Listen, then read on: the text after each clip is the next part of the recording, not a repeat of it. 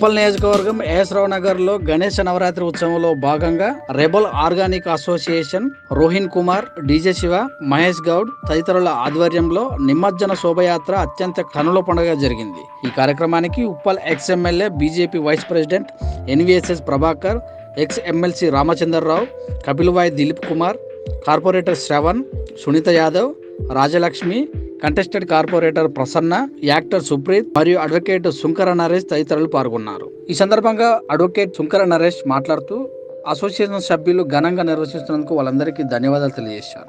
ఇలాంటి కార్యక్రమాలు చేయటం చాలా సంతోషకరమని తెలిపారు.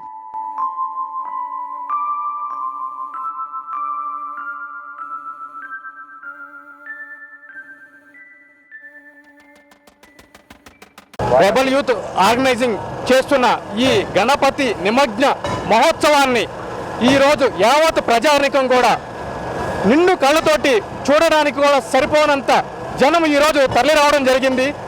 ఆకాశంలో ఇసుకేస్తే రాలనంత జనం అని ప్రజలు పేపర్లోనూ టీవీల్లోనూ చూసేటువంటి పరిస్థితుల్లో ఈరోజు ఇక్కడ ప్రత్యక్షంగా కనిపిస్తున్నటువంటి పరిస్థితి.